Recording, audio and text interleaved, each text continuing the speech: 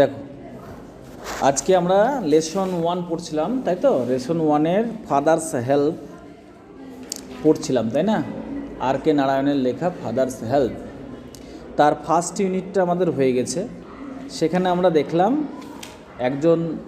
একটা ছেলে চরিত্র, যার নাম স্বামী, তাই তো? স্বামী স্কুল যাওয়ার ইচ্ছা তার নেই।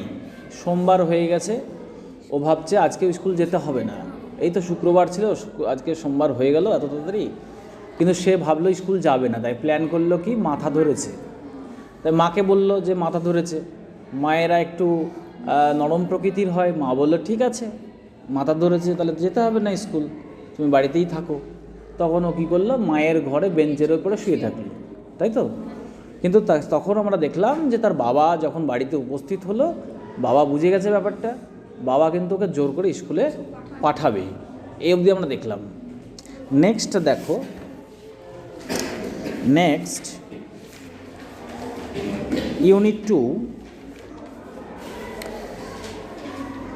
2 তো কী ঘটনাগুলো ঘটছে এবার দেখি, ঠিক আছে? স্বামী আশা করলো that with this his father would be made to see why he must avoid school for the day. Swami আশা করেছিল যে তার এই যে বাহানা একটু আগে করেছিল, সেই বাহানাটা তার বাবা বুঝবে, মানে তার বাবা এতে বুঝতে পারবে যে তার কেন স্কুল যাওয়া উচিত নয়, ঠিক আছে? মানে অ্যাকচুয়ালি ও বলতে চাইছে এটাই যে দেরি করে যাওয়াটা ঠিক হবে না, এটাতে লজিক আছে, যুক্তি আছে, তাহলে বাবা হয়তো মেনে নেবে ব্যাপারটা, ঠিক আছে? But father's behaviour took an unexpected turn. কিন্তু বাবার আচরণ, বিহেভিয়ার মানে কি আচরণ, টুক অ্যান আনএক্সপেক্টেড টার্ন। আনএক্সপেক্টেড মানে অপ্রত্যাশিত, একটা মোড় নিল, টার্ন মানে মোড়। হি propose to send a letter with স্বামী টু দ্য হেডমাস্টার। এবং তার বাবা তাকে প্রস্তাব দিয়ে বলল যে ঠিক আছে, তুমি তোমার হাত দিয়ে একটা চিঠি পাঠাবো হেডমাস্টার মশাইকে, এই প্রস্তাব দিল। No amount of protest from Swami would make him change his mind. No amount of protest মানে যে প্রতিবাদ, কোনো ধরনেরই প্রতিবাদ ফ্রম স্বামীর তরফ থেকে কোনো প্রতিবাদী would make him change his mind, তার মনটাকে পরিবর্তন করতে পারল না। By the time Swami was ready to leave for school, এর মধ্যে স্বামী স্কুল যাওয়ার জন্য প্রস্তুত। Father had composed a long letter to the headmaster, এবং তার প্রস্তুত হতে হতেই তার বাবা একটা লম্বা একটা চিঠি কম্পোজড করে ফেলেছে। কম্পোজ মানে যে লেখা, write. He put it in an envelope, সে এই লিখিত চিঠিটাকে একটা এনভেলপের মধ্যে রাখলো। এনভেলপ মানে হচ্ছে খাম। অ্যান্ড সিলড ইট, এবং সেটাকে ভালো করে সিল করে দিল, লাগিয়ে দিল আঠা দিয়ে। What have you written father, বাবা তুমি কি লিখেছো এতে? স্বামী আস্কড অ্যাপ্রিহেন্সিভলি মানে আশঙ্কিতভাবে, অর্থাৎ স্বামী ভয়ে ভয়ে, যে কিছু একটা রং হচ্ছে এটা ভেবে মনে মনে সে আশঙ্কিতভাবে তার বাবাকে জিজ্ঞেস করছে যে তুমি চিঠিতে কি লিখেছো। কারণ সে জানে, স্বামী জানে যে স্যামুয়েল সম্পর্কে যে কথাগুলো বলেছে ওর বাবাকে, সেগুলো সত্যি না হতেও পারে, কারণ স্যামুয়েল সম্পর্কে যে কথাগুলো বলেছে সব কাল্পনিক, ওর বাহানার জন্য এগুলো করেছে, তাই ও আশঙ্কিত। What have you written father, বাবা তুমি কি লিখেছো চিঠিতে? নাথিং ফর ইউ, তোমার জন্য নয়। Give it to your headmaster, এটা তোমার হেডমাস্টার মশাইকে দেবে। And go to your class, এবং তোমার ক্লাসে যাবে।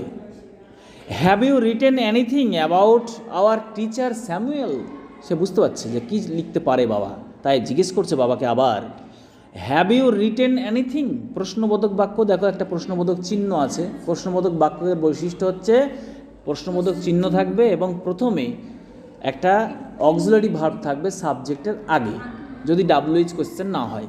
তাহলে হ্যাভটা আগে আছে, সাবজেক্ট ইউ, তাহলে have you written, present perfect tense, have you written anything about our teacher Samuel, Samuel সম্পর্কে কি কিছু লিখেছো এতে, তাই জিজ্ঞেস করছে। তখন বাবা বলছে, ইয়েস, প্লেন্টি অফ থিংস, অনেক কিছু লিখেছি। প্লেন্টি মানে প্রচুর বা অনেক, অনেক কিছু লিখেছি। তখন ছেলেটা বলছে, what has he done father, সে কি করেছে বাবা? সেই বাবাকে প্রশ্ন করছে, সে কি করেছে বাবা যে ওর সম্পর্কে লিখছো? Everything is there in the letter, চিঠির মধ্যে সব কিছু আছে। Give it to your headmaster, এটা তুমি তোমার হেডমাস্টার মশাই, প্রধান শিক্ষক মহাশয়কে চিঠিটা দেবে। স্বামী ওয়েন্ট টু স্কুল ফিলিং, স্বামী স্কুল গেল, পাস্ট ইনডিফিনাইট টেন্স। ওয়েন্ট মানে ভিটু, গো, ওয়েন্ট গান। ভিটু যদি সব ভার্ব হয় তাহলে সেটাকে বলা হয় পাস্ট ইনডিফিনাইট টেন্সে আছে। তাহলে স্বামী ওয়েন্ট টু স্কুল মানে স্কুল গেল, ইনডিফিনাইট টেন্সে কী হবে? ল আসবে। গেল, খেলো, আনলো, ধরলো, মারলো, পিটলো, সব ল আসবে, সেটা হচ্ছে ইনডিফিনাইট টেন্স। তাহলে Swami went to school, Swami school গেল, ফিলিং দ্যাট, এটা মনে মনে অনুভব করে, that he was the worst boy on earth, সে এই পৃথিবীতে সব থেকে খারাপ ছেলে। হি ওয়াজ দ্য ওর্স্ট, এই ওর্স্ট মানে হচ্ছে খারাপ, কী থেকে এসছে? Bad, bad, worst. Positive degree হচ্ছে ব্যাড, কম্পারেটিভ WORSE, এবং সুপারলেটিভ হচ্ছে ওর্স্ট। সুপারলেটিভ ডিগ্রিতে যদি কোনো অ্যাডজেক্টিভ থাকে তার আগে দি বসে, তাই দি বসেছে দেখো। দ্য ওর্স্ট বয় অন আর্থ, এই পৃথিবীতে সে সব থেকে খারাপ। খারাপ তার কারোর সঙ্গে তুলনা করে খারাপ, ওর থেকে খারাপ। কম্পারেটিভ হলে কী হবে? রামের থেকে রহিম খারাপ, তুলনা হচ্ছে। আর ওর্স্ট যদি হয় সর্বোচ্চ ডিগ্রি, অর্থাৎ সুপারলেটিভ ডিগ্রি, সব থেকে খারাপ, সব থেকে ভালো, এগুলো হচ্ছে superlative degree. His conscience bothered him, তার বিবেক, কনসেন্স মানে হচ্ছে বিবেক। হিজ কনসেন্স বদার্ড হিম, তার বিবেক তাকে বিরক্ত করলো বা বিব্রত করলো। He was not at all sure, সে আদৌ নিশ্চিত নয়। Not, he was not at all, not at all মানে আদৌ না, আদৌ না, আর অ্যাট অল মানে হচ্ছে আদৌ, নট অ্যাট অল মানে হচ্ছে আদৌ না। তাহলে হি ওয়াজ নট অ্যাট অল, সে আদৌ ছিল না, শিওর, কি ছিল না? নিশ্চিত ছিল না। If his description of Samuel, description মানে বর্ণনা, হিজ ডেসক্রিপশন তার বর্ণনা, অফ স্যামুয়েল অর্থাৎ স্যামুয়েলের বর্ণনা, হ্যাড বিন অ্যাকিউরেট, অ্যাকিউরেট মানে সঠিক, সে নিশ্চিত ছিল না তার দেওয়া স্যামুয়েল সম্পর্কে বিবরণটা সঠিক ছিল কি না। He felt he had mixed up the real and the imagined, অর্থাৎ সে অনুভব করলো যে হি হ্যাড মিক্সড আপ, সে মিশিয়ে ফেলেছে, দ্য রিয়াল বাস্তবটাকে, অ্যান্ড ইমাজাইন্ড কল্পনাটাকে। ইমাজিন থেকে এসছে, ইমাজিন মানে কল্পনা করা, ইমাজাইন্ড কল্পনা প্রসূত কিছু, এটাকে থার্ড ফর্ম করা হয়েছে এবং এটা অ্যাডজেক্টিভ হিসাবে তার আগে দা বসিয়ে নাউন করা হয়েছে। স্বামী স্টপড, স্বামী থেমে গেল, অন দ্য রোড সাইড, রাস্তার ধারে, to make up his mind, mind মানে মন, to make up his mind, তার মনটাকে স্থির করার জন্য। অ্যাবাউট স্যামুয়েল, স্যামুয়েল সম্পর্কে। Samuel was not such a bad man after all, Samuel ততটাও খারাপ ব্যক্তি নয়। পার্সোনালি, ব্যক্তিগতভাবে, হি ওয়াজ মাচ মোর ফ্রেন্ডলি, সে বেশ বন্ধুত্বপূর্ণ বা বন্ধু মনোভাবাপন্ন। দ্যান দ্য আদার টিচার্স, অন্য শিক্ষকদের থেকে বরং একটু বন্ধু মনোভাবাপন্ন, একটু ভালো। স্বামী অলসো ফেল্ট, স্বামী আরও অনুভব করলো, অলসো মানে আরও, স্বামী অলসো ফেল্ট আরও অনুভব করলো। ফেল্ট কি থেকে এসছে? ফিল থেকে, ফিল, ফেল্ট, ফেল্ট, অর্থাৎ পাস্ট ইনডিফিনাইট আছে V2, তাহলে স্বামী অলসো ফেল্ট, এখানে ল আসছে দেখো, স্বামী অলসো ফেল্ট, স্বামী আরও অনুভব করলো যে Samuel had a special regard for him, স্যামুয়েলের তার প্রতি, তার জন্য, ফর হিম তার জন্য, স্পেশাল রিগার্ড বিশেষ রিগার্ড আছে। রিগার্ড বলতে কি, নজর, অর্থাৎ তার প্রতি তার একটা আলাদা চাহিদা আছে, তাকে ভালো চোখে দেখে, আলাদা রিগার্ড আছে, নজর আছে। স্বামীজ হেড ওয়াজ ডিজি, স্বামীর মাথাটা একটু ডিজি হয়ে গেল, উইথ কনফিউশন। ডিজি মানে কি, অস্থির অবস্থা, মনের মধ্যে অস্থির অবস্থা, তাকে বলে ডিজি। তাহলে সেই অস্থির অবস্থা হয়ে গেল, উইথ কনফিউশন মানে বিভ্রান্তি, তার বিভ্রান্তিতে তার মাথাটা একটু অস্থির হয়ে গেল। কনফিউশন মানে হচ্ছে বিভ্রান্তি। হি কুড নট ডিসাইড, সে সিদ্ধান্ত নিতে পারল না। ক্যান মানে পারা, তারই পাস্ট টেন্স হচ্ছে কুড। তাহলে কি হচ্ছে, হি কুড নট, সে পারল না, ডিসাইড সিদ্ধান্ত নিতে, হি কুড নট ডিসাইড, সে সিদ্ধান্ত নিতে পারল না, ডিসাইড মানে সিদ্ধান্ত নেওয়া। If Samuel really deserve the allegation made against him in the letter, চিঠিতে তার বিরুদ্ধে, এগেনস্ট মানে বিরুদ্ধে, তার বিরুদ্ধে যেটা লেখা হয়েছে, অ্যালিগেশন মানে অভিযোগ, চিঠিতে তার বিরুদ্ধে যে অভিযোগ লেখা হয়েছে সেটা যোগ্য, সে কি আদৌ যোগ্য কি না সেটা সে সিদ্ধান্ত নিতে পারল না। ডিজার্ভ মানে হচ্ছে কোথায় আছে, রিয়ালি ডিজার্ভ, অর্থাৎ সে যোগ্য কি না। অ্যালিগেশন মানে হচ্ছে দোষ বা অভিযোগ, অর্থাৎ অ্যালিগেশন মানে সে অভিযোগ যেগুলো তার বাবা করেছে চিঠিতে, সেগুলোর সে যোগ্য কিনা সেটা সিদ্ধান্ত সে নিতে পারল না। The more he thought of Samuel, Samuel সম্পর্কে যত সে ভাবতে লাগলো, দ্য মোর স্বামী গ্রিভড ফর হিম, ততটাই তার জন্য তার মনটা দুঃখী হয়ে উঠল। গ্রিভ মানে দুঃখী হওয়া। To recall Samuel's dark face, his thin moustache, unshaven cheek, yellow coat, fill Swaminathan with সরো।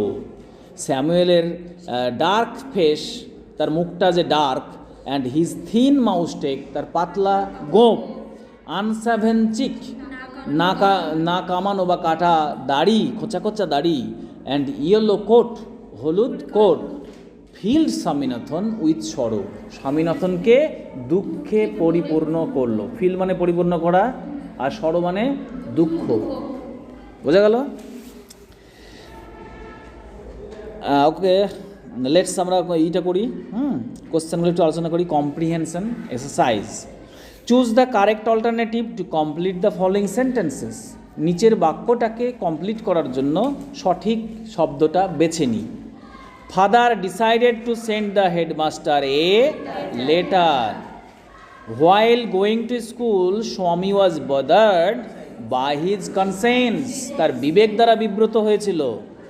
The colour of the Samuel's coat was yellow, কালারটা কি ছিল, হলুদ ছিল। Complete the following sentences with information from the text. নিচের বাক্যগুলোকে পূর্ণ করো টেক্সটের সাহায্য নিয়ে বা টেক্সট থেকে। Father's behaviour took an unexpected turn. Swami went to school feeling, yes, এই যে প্যারাগ্রাফ এখানে আছে, that he was the worst boy on earth, that he was the worst boy on earth. Swami stopped on the road side to, okay, to make up his mind about Samuel. Very good. Now answer the following questions. নিচের প্রশ্নগুলির উত্তর দাও। বাক্যে দিতে হবে এটা। Where did the father put the letter? চিঠিটা কোথায় রেখেছিল? Father put the letter, এখান অর্থাৎ এখান থেকে প্রশ্ন থেকে উত্তরটা লিখতে হবে।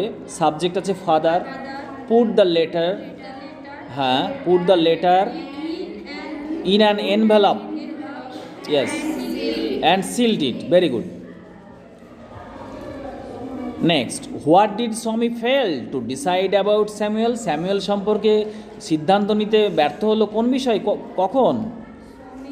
What did Swami fail, কিসে ব্যর্থ হলো? টু ডিসাইড, সিদ্ধান্ত নিতে কি ব্যর্থ হলো? অ্যাবাউট স্যামুয়েল, স্যামুয়েল সম্পর্কে সিদ্ধান্ত নিতে কি সে কি সিদ্ধান্ত নিতে ব্যর্থ হলো? এখানে আছে ডিসাইড, ডিসাইড, এই যে হি কুড নট ডিসাইড, তাই তো? If Samuel really deserve the allegations made against him in the letter, তাহলে প্রশ্ন থেকে উত্তরটা লিখতে হবে। সমি ফেল্ড, ইডি লাগবে একটা ইডি হবে, কারণ হচ্ছে পাস্ট ইনডিফিনাইট টেন্সে আছে। তাহলে সমি ফেল টু ডিসাইড। এবার ওখানে চলে যাও, উত্তরটা যেখানে আছে, ইফ ওইটুকু লেখার পরে ইফ থেকে শুরু করবে। If Samuel really deserve the allegation made against him in the letter. Okay, হয়ে গেল ইউনিট 2। নেক্সট আমরা পড়বো পরের দিন ইউনিট 3।